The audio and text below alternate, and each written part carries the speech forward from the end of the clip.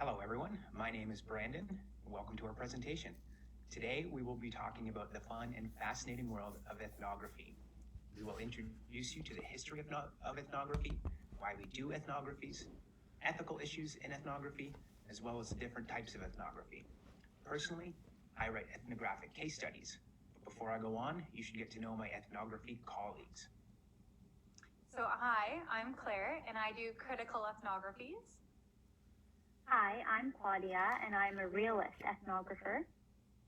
And now that we've all been introduced, it's time to get on with our presentation, and we look forward to sharing a little bit about what we do with you.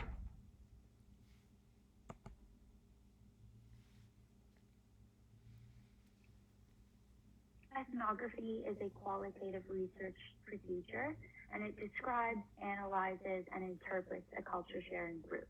So culture is very important in ethnography, and it's defined as everything having to do with human behavior and belief.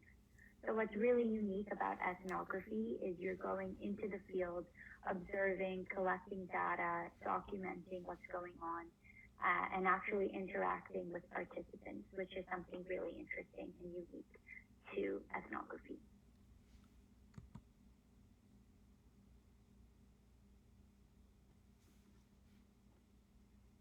An important question to ask is why we would even conduct an ethnography. Well, because an ethnography provides a way to better understand a culture sharing group. So, when our research problem or interest involves studying a culture sharing group, which is a group of people that have spent enough time together that they've developed common language, shared behaviors, and beliefs, an ethnography provides a useful way of doing this, since, as we've learned, ethnographies focus on culture. If we're interested in the cultural themes within a motorcycle gang, for example, we might use an ethnography. Our culture sharing group might be narrowly framed, such as the exploitation of women within a motorcycle gang. Or it might be framed broadly by studying something like an entire motorcycle gang using themes surrounding the group's economics and their use of violence. An ethnography might also help us to understand a larger issue that is culturally significant. We conduct an ethnography to capture the rules of a culture sharing group. We do this when we have long-term access to a group, allowing us to develop a detailed record of their behaviors and beliefs, their rules, over time.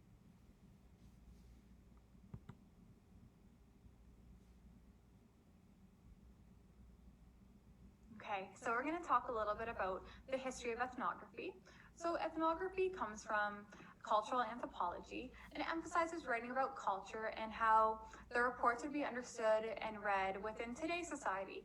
So in the late 19th century and early 20th century, anthropologists immersed themselves within different societies and different cultures to get a better idea of what that group was like, the language they spoke, how they differed from American society, just kind of learning those different ways and their different culture. They did refrain from becoming too close. They wanted to remain objective within the field. And then it was through the interviews and the observations that the standard procedures of data collection today have really come to life. So as a critical ethnographer, I also look at what was borrowed from the sociology field. And within this, it's really highlighting the lives of marginalized people within the society and taking perspectives from everywhere, such as feminist thought, racial views and expressions, orientation, and maintaining sensitivity around gender and race as well.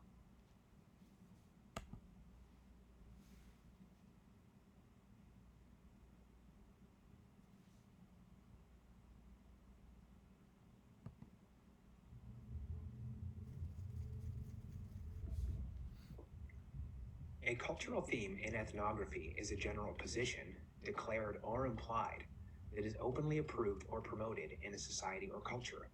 Essentially, these are the ideas and patterns that make a society or group tick.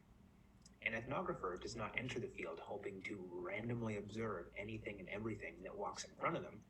Instead, we are interested in adding to our existing cultural knowledge. We do this by using cultural themes. The use of cultural themes does not narrow our focus, however. Instead, as we enter the field to study a group, we do so through the lens of whatever cultural theme we have identified, looking for how that theme manifests in the group we're studying. For example, we might use entrepreneurism as the cultural theme in the time we spend with our motorcycle gang.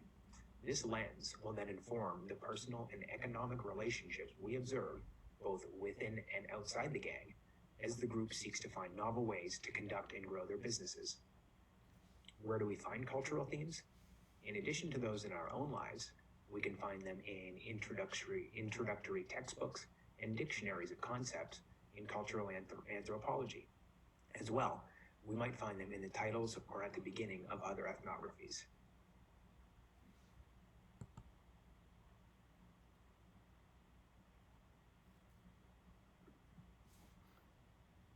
A culture sharing group is two or more individuals who have shared behaviors, beliefs, and language. To develop these kinds of similarities among individuals, these groups typically exhibit certain characteristics, including the tendency to interact on a regular basis and for a significant amount of time. This time and frequency encourages the promotion of culture sharing among members. Also, the group is often representative of some larger group, since the patterns that might develop in one place might, with similar conditions, develop elsewhere as well. For example, the Hells Angels Club in Montreal is representative of Hells Angels clubs throughout North America and the world. Finally, the group has adopted shared patterns of behaving, thinking, or talking. This might be seen in certain jargon the group uses when speaking about themselves or others, or through rituals that determine their conduct.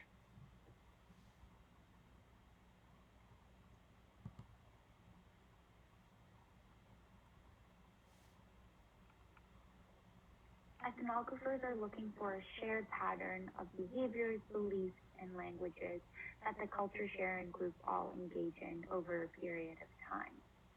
So a shared pattern is understood as a common social interaction that acts as an expectation for the culture sharing group. So the culture sharing group will typically engage in one or a combination of behaviors, beliefs, and languages, and that's what makes them unique.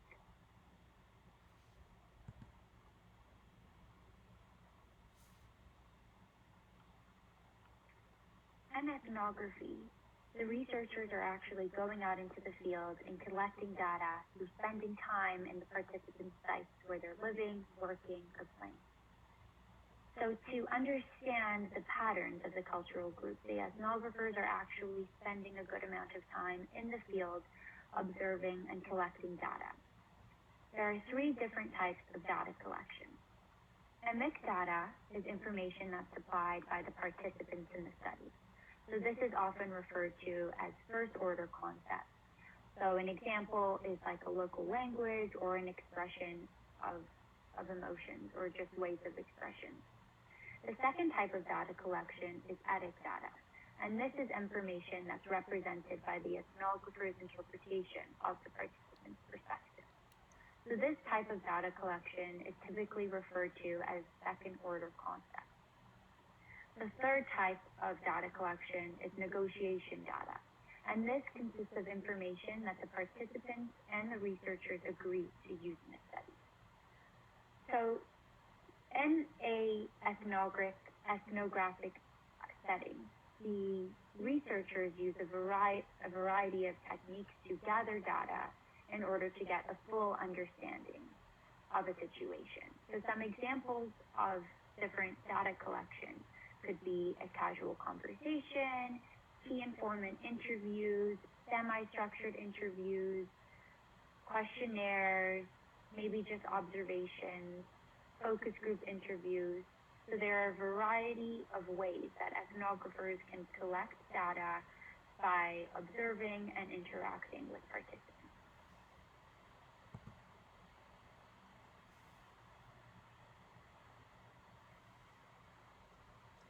Next, we're going to be talking a little bit about the description, the thematic data analysis, and interpretation elements of an ethnography.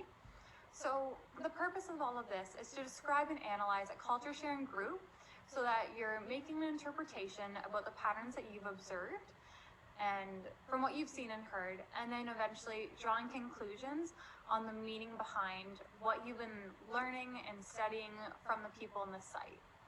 So to kind of break that down a little bit more, we're going to look at description. So description is a detailed rendering of what is going on between individuals in scenes to see and depict what is happening in that culture sharing group. So this is specific. You really want the reader to have a mental picture of what was going on and what it's like to really be there. So your objective here is to transport the reader to that site with those people. Next is the thematic data analysis. So this is breaking down how things work through naming the essential features of what you learned within your ethnography study, through the interviews and the observations. So you're coming up with very small overlapping themes while having with having evidence for each theme as well to really show the meaning behind those themes. And then lastly, you're looking at the interpretation aspect. So this comes after the description and themes, and you're drawing inferences. So you're forming conclusions about what was learned, and this is really subjective. So it's from the perspective of the ethnographer, and the purpose of all of this is to return to the literature and the cultural themes and looking at those in regards to your study, and then raising further questions. So what are the gaps? What else needs to be looked at is the next step for that. So just kind of thinking of our example of motorcycle gangs and a description, what you're going to be looking for in that is that the ethnographer has described what it's like to be there with the members of the motorcycle gang and being on those sites. So you really want to have a good description so your reader can understand exactly what that feeling was when you were there. And then the thematic data analysis will be the themes of what you learned within the motorcycle gangs. So this could be something like membership. So what their values are with membership, how you go into it, is it older people, is it kind of passed down? So looking at all those aspects. And then you're looking at the interpretation with it. So as an ethnographer in that setting, what did you take out of this experience and what was meaningful for the participants and the sites that you were at? You're making a personal assessment on what's been learned, and then you're raising more questions based on that as well.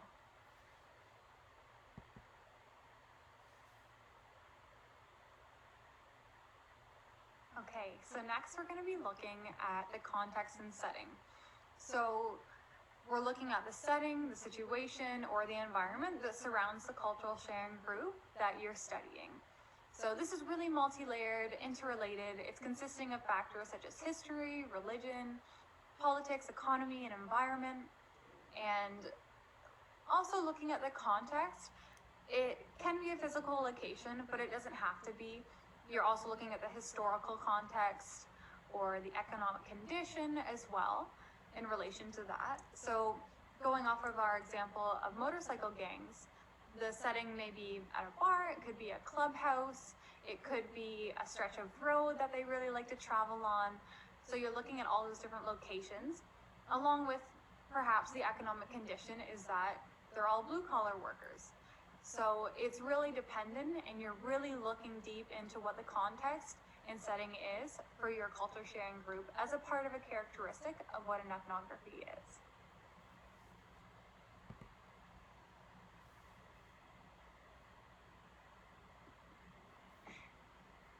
Reflexivity in ethnography refers to the researcher being aware of and openly discussing their role in the study in a way that honors and respects the site and its participants. Since ethnographic research typically requires a long stay at a site, we have to be keenly aware of the impact our work might have on the site itself and the people who live, work, and play there. Being reflexive requires us to negotiate with the appropriate people and authorities how we will enter the site, work there among the participants, and eventually leave the site, with the aim of leaving the site just as we found it.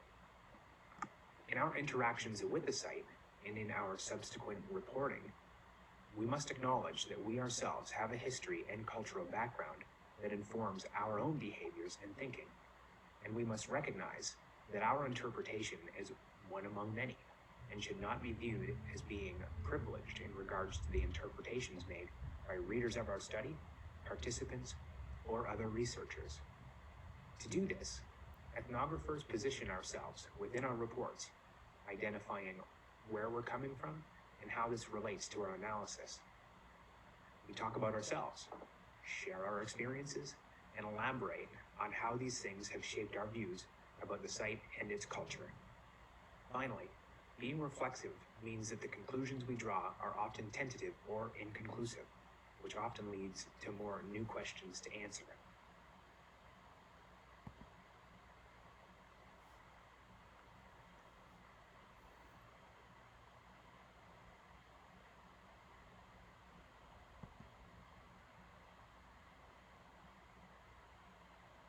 A realist ethnography is an objective account of a situation.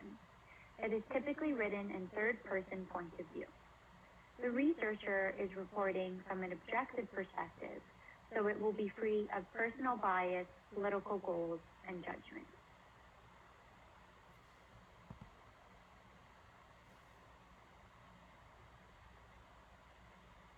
A realist ethnography is just reporting the facts of a situation. This is from an objective perspective. The researcher is going to write the report without personal bias, political goals, or judgment. They are using standardized categories for cultural description. So an example would be family life, work life, social networks, and status symptoms. The ethnography is producing the participants' views through closely edited quotations, so the realist ethnographer has the final word on the interpretation and the presentation of the culture. So it is very important that the ethnographer is doing this from an objective perspective without being influenced of their own personal biases and perspectives.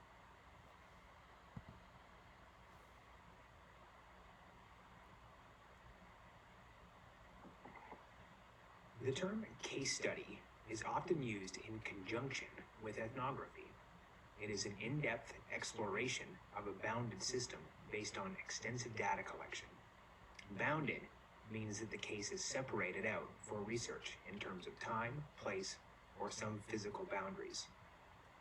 Some ethnographers use the term case to refer to the object we're studying, such as the London chapter of the Hells Angels. Others deem it to be a method of inquiry, since it requires that we very thoroughly and deeply uncover as much data as we can during our study. Probably it is a bit of both. Case studies differ from an ethnography in a few ways. For example, we might focus on a program, an event, or an activity that involves individuals within a group, where the group itself is not the focus. Instead, we might seek to study the initiation ritual of aspiring members as they strive to receive their full patch from a motorcycle gang. So, rather than describing the shared patterns of the group, we are more interested in the activities that are required within this bounded process. We are also less likely to identify a cultural theme at the beginning of our study. Instead, we focus on an in-depth exploration of the actual case we have identified.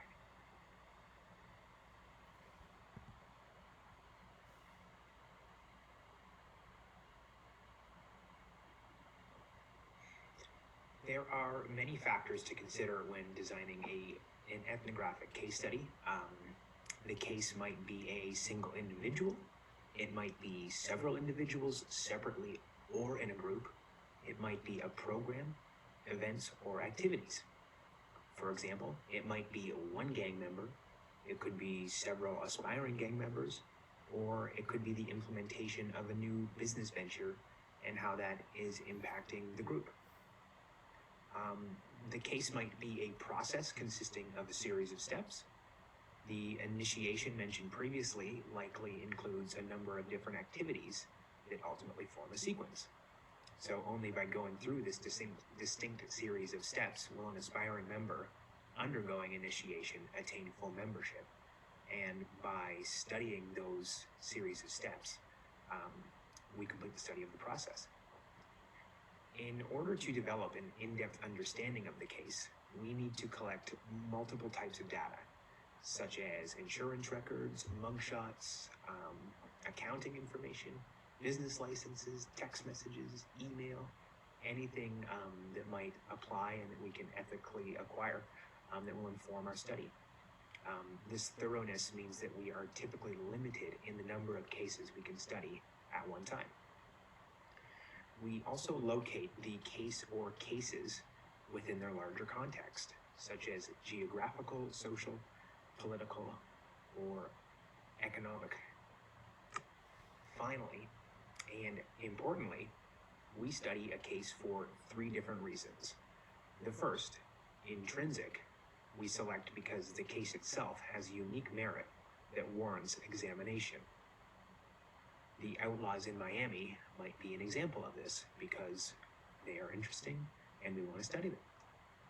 The second type is an instrumental case, which we select because its study serves the purpose of illuminating a certain important issue. Lastly, they might also involve multiple cases, which is the third type, collective case studies. In these, multiple cases are described and compared to illuminate an important issue.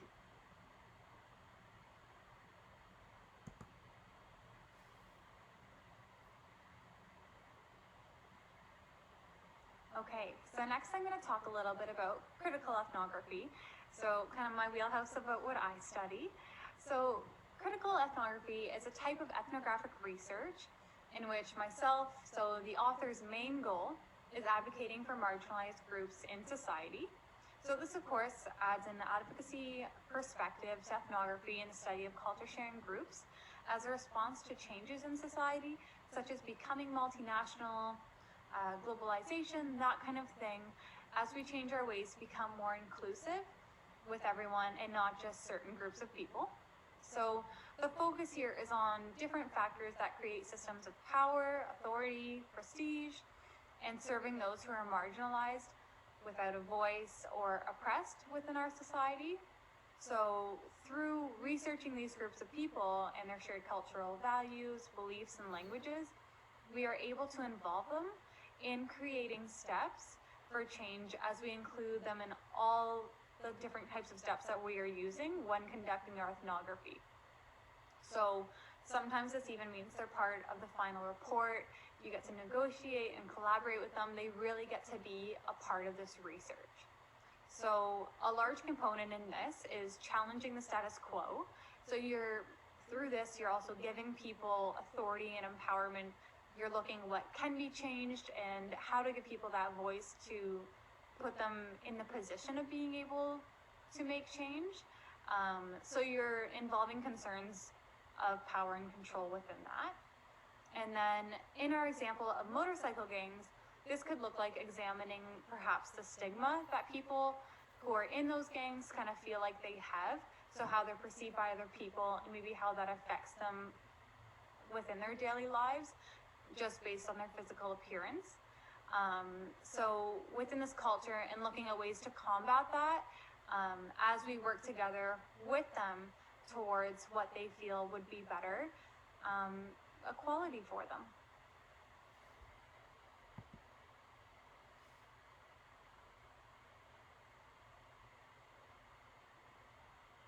Okay, next we're going to talk a little bit about the different factors that are involved within a critical ethnography. So the first one is you're studying social issues of power, empowerment, inequality, inequity, victimization, oppression, and all those different kinds of themes. And you're really looking at how not only you empower someone, but empowering a whole culture within all the learning and the evidence that you've gathered within your study. So going off of that, what social issues does your culture sharing group face around inequality, and listening to those personal stories and experiences.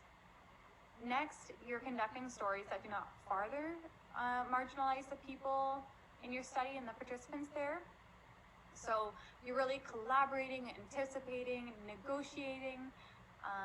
You're using care in entering and leaving the site, giving back to the study participants. So here you're understanding their point of view and you're really having them involved with it. Kind of going next, is you're self-conscious about your interpretations, so you're realizing that these reflect their own histories and their own historical contexts, and that these can only be tentative. So you're concerned about how participants view your interpretations because you do want to make them as accurate as possible. And next is the position self to be reflective, and self-aware. So you're going to be really upfront about the intent of your study, what's the purpose of it, what's the written report going to look like. You're identifying your values and your biases within all of this. So you're no longer an objective observer, as in the realist approach, because you are trying to really see it from this culture's point of view. So next we're going to talk a little bit about a non-neutral position. So this means that you will be an advocate for change to help transform society to become less oppressed and marginalized. So these people will have a say. You're coming up with steps, you have that call to action, and you're working with the participants in your study to make this a reality. So going off that, the last kind of thing to be thinking about as a factor is that this report will be messy, multi-level, multi-method, full of contradictions, tensions, and imponderables. So it comes from a variety of participants, sites, histories, experiences, and different experiences with oppression. So what you're learning about won't always fit into a neat little box, and that's really something to embrace within this type of ethnography.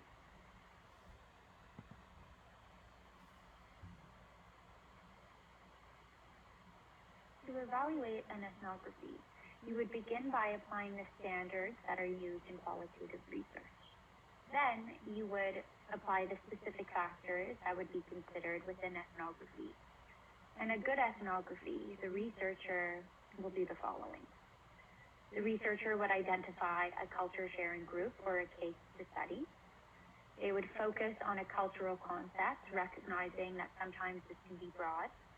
An example of a cultural concept is power. The researcher would provide evidence to show how the group has established some sort of pattern of behavior, language, and belief. The researcher would engage in field work and gather evidence through multiple sources, including observations and interviews. The researcher will show an analysis of this evidence through a detailed description of the culture sharing group and the context in which it exists. They will provide themes that summarize major ideas about how the group works and interpret and suggestions of how they illustrate culture at work. The researcher will lastly portray the research as reflecting in their own role in the study and how their background, their gender, their history, and how their bias will shape the accounts that they report.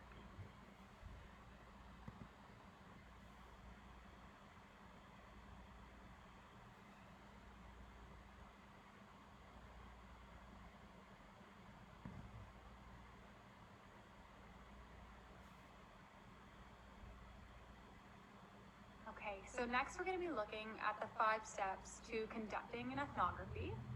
So the first one we're going to focus on is identify intent and the type of design and relating that intent to your research problem. So within this step, you're identifying why you're undertaking the study and which forms of design you're going to be using. And then you're relating the intent to your research problem. So as a critical ethnographer, my goal is to seek to address inequity and inequality within society or schools, and my research is planned around advocating and calling for change within that specific social issue. So kind of giving an example within the motorcycle gangs, for step number 1 is the intent could be to study and get a better understanding of motorcycle gangs, and then the problem could be gaining that deeper understanding of women's role within motorcycle gangs. So as a realist ethnographer, I would be looking at the problem relating to a culture sharing group and how that works, looking at the problem which requires a detailed description of the daily lives of people and how the problem relates to understanding the cultural theme. So for this stage, cultural theme is what's really important for a realist ethnographer. And as a case study ethnographer, I will address the problem through focus on developing a deep understanding of a case. That might be an activity, an event, or a process. It might involve studying a person or multiple people within a certain setting. What is really important for me at this stage is identifying how I will use the case. So whether it is based on intrinsic merit, because the case itself is of interest, whether it is to better understand and provide insights into a certain issue, or by providing information based on a comparison of multiple cases. And next we'll be going on to step 2.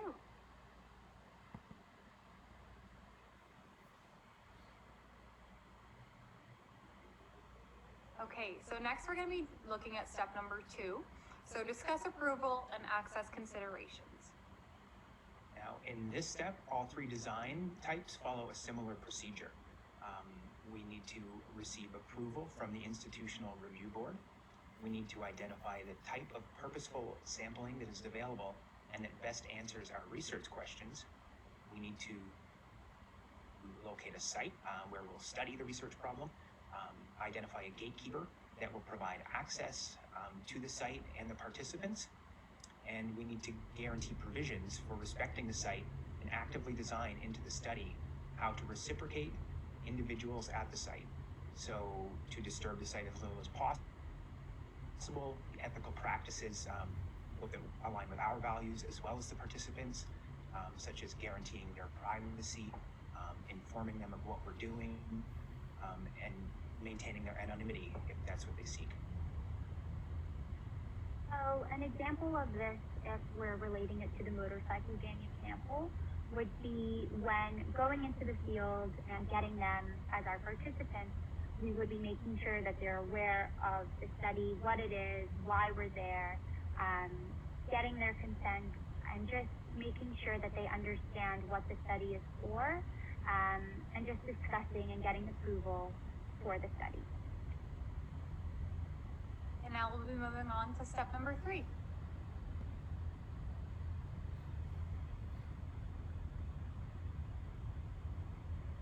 Okay, so next we're going to be looking at step number 3, which is use appropriate data collection procedures. So from looking at the view of it from a critical ethnographist, I'm less focused on time in the field or extent of the data, and I'm more focused on the active collaboration between myself as the researcher and the participants in the study. So since my intent of the study is to bring about change or call to social action, I'm asking the participants what should be involved, what's important in the study, and asking them again how they could be involved within the learning of the study and themselves and the steps to improve whatever inequity that they're facing. So with them participating with me in the study, this could be used in formulation of research questions, collection of data, analysis of data, and sometimes they even write the final report with you. Since the intent of a case study ethnography is to do an in-depth dive into a specific case or issue, I seek to collect as much of as many types of data as I can. This includes interviews, observations, documents such as might be report cards in the school, audio recordings, as well as any other information that I can access. So as a realist ethnographer, I'm likely spending a considerable amount of time with individuals in the field. So it would be a minimum of 4 months. I would be entering the site slowly, trying my best not to disrupt it, building rapport with the gatekeepers and the participants, and this rapport building is essential for long-term contact. So there is emphasis on taking these field notes, observing the cultural theme. So some examples of a cultural theme could be artifacts, drawings, symbols, maybe some information that I get from interviews. That would all be considered the cultural theme. So for the example of the motorcycle gang, a realist ethnographer would make sure that anytime that data is collected, it is collected in an objective way, taking into consideration my bias as the realist ethnographer and making sure that that bias does not get transported onto the reporting. And next we go to step number 4.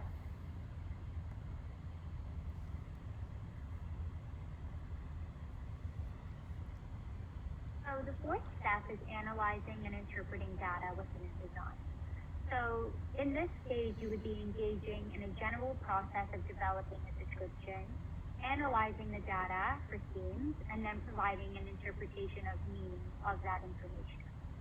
So as a realist ethnographer, I would be considering a balance among the description, analysis, and interpreting to each becoming their own importance in an overall analysis. I would discuss in my interpretation how I learned about the cultural theme, while actively reflecting on the information that has existed in the literature and how the study has added to the understanding of the cultural theme. And kind of next, looking at it from a critical ethnographer's point of view, I am looking at the description, the analysis, and the interpretation with the intent of shaping it to focus on the critical issue within my study. So I'm interpreting the findings in view of changes that need to occur, and I'm advocating for improvements in the lives of the participants that I've been studying. And oftentimes this means planning in advance the steps that I would take specifically towards change. And as a case study ethnographer, my analysis, like the others, will involve description, analysis, and interpretation of the case. However, the procedures of doing this will be different depending on whether I am studying one case or comparing multiple cases. If I'm doing a single case, which with the example of motorcycle gangs, I would be studying one gang and their hangout. I would go through the method of the single case by analyzing that single gang and interpreting my findings. On the other hand, if I was to compare multiple cases, such as the angels, the banditos, and the outlaws, I would analyze each case individually and then conduct a cross-case analysis to identify any common themes or differences among these different groups. And next we're moving on to the last step.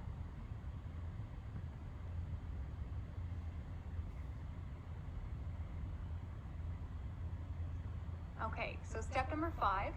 Lastly, we're going to be looking at writing the report consistent with your research design.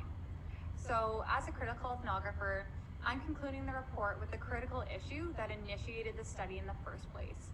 So within this, I'm discussing how the plan to have the participants benefit or change from the research will be included, along with a call for action by myself that could be a reflection of the changes the participants have experienced or would like to experience in the future. So looking at our example of motorcycle gangs, I'm taking the information I learned throughout the study and I'm including the call for action about what's going to be done about the particular social issue that the participants in the motorcycle gang felt was important to them.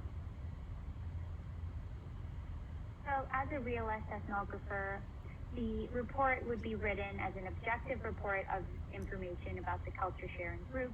My personal biases will be kept in the background, and a discussion at the end of the study will indicate how the research contributed to the knowledge about the cultural theme.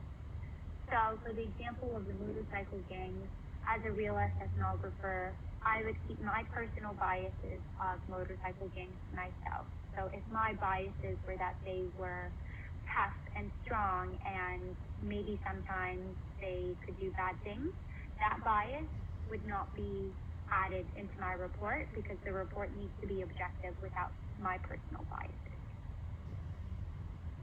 And as a case study ethnographer, I'm allowed to write reports in many different ways. For example, I might choose to rely solely on a description of a case without paying any attention to the development of a theme. For example, I might just describe the motorcycle gang's clubhouse and the interactions within it in an objective sort of manner, without relying on the development of any social, economic, or other cultural themes. Other times I might strike a balance between providing a description of the case and the themes that I have identified. And something that uniquely distinguishes case studies from other qualitative designs is that I might try to generalize my findings to other cases. So when I'm studying multiple cases, I might identify findings that are consistent among those different cases that I've studied. For example, recidivism among motorcycle gang members, and I could generalize that to a wider cultural context to make informed predictions. However, it's important in this step in generalizing to be very modest with these claims, as I am still a scientist, and so they should not be stated as fact, instead just a generalization. Okay, and thank you so much for everyone for listening to our 5 kind of steps of conducting an ethnography, and we will be moving on.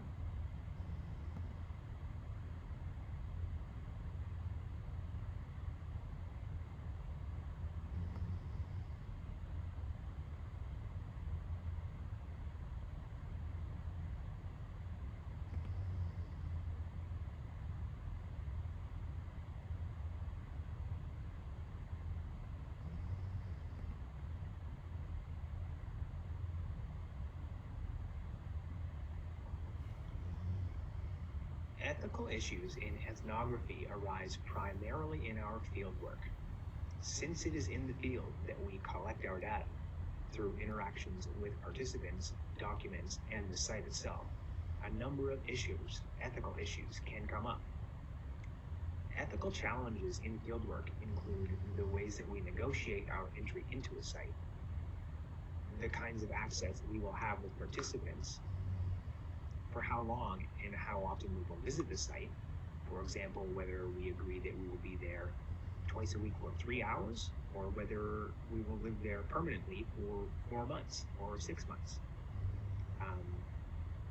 We also have to negotiate how we record at the site. For example, whether we can record natural talk, just the participants having conversations amongst themselves, or whether we can only record conversations we have during interviews. Importantly, we must also determine how we will interact with the participants themselves. If we were in a classroom, for example, neither the student nor the teacher would appreciate us seeking interviews in the middle of a lecture. So that would be something we would have to figure out beforehand, because it would definitely be unethical that our study would be negatively impacting the learning of the students. So what do we do about all of this? First, we should be open and transparent about gathering data. This requires that we inform all participants in the study what we're doing and why we're doing it, as well as the general impact it might have on their life and within their group, as well as the sources of support and funding for the project. The participants might obviously want to know if we're being funded by something they don't approve of, or if it might, there's some ulterior motive involved. We also need to treat and interact with participants and the places they live with respect, causing no harm to them while preserving their dignity and ensuring their privacy. To do this, we have to negotiate the extent to which we will be allowed to study their lives and the happenings of their group. We also have a responsibility to the academic community. We should not deceive readers by misrepresenting the participants of our study. And we should keep in mind that leaving a site as we found it will keep the door open for future ethnographers to study the same site. Because our work is so closely tied to the lives of those we study, it is important that we give back to the people and groups being studied. This should be appropriate according to the customs and context of the site being studied, as well as the requirements of its participants. So this might include some sort of financial remuneration, other material assistance based on what they need, or it could be advocacy. If it's a marginalized group, it could just be our especially through critical ethnography, for example. Finally, when writing a report, we need to keep in mind how what we produce might impact those we have studied. Our report has the potential to cast them in a negative light. It could perpetuate stereotypes. For example, a study of homeless people, it might simply just expose their lives to people, just spreading the stereotypes they might not wish to kind of live under. Its publication might also expose a group to unwanted attention or renown. If you think about a group that's isolated somewhere tropical, and on come all the tourists. So these are all things we need to consider when conducting an ethnography.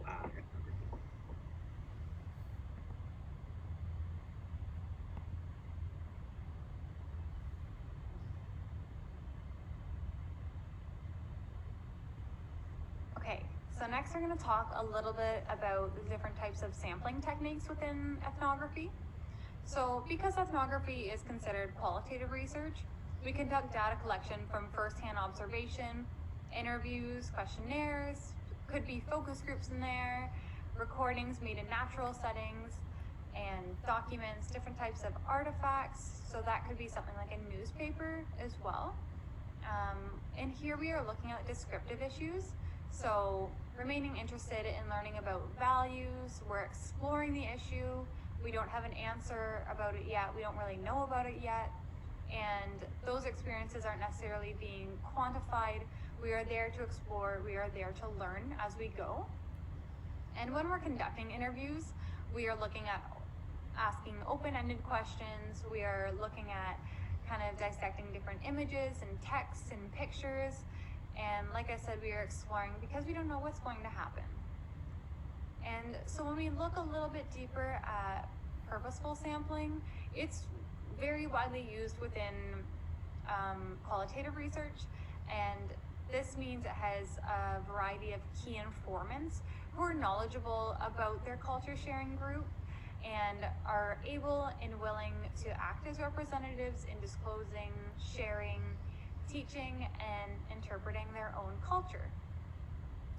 So those are kind of the different types of ways that an ethnographer can sample different types of techniques within a culture sharing group.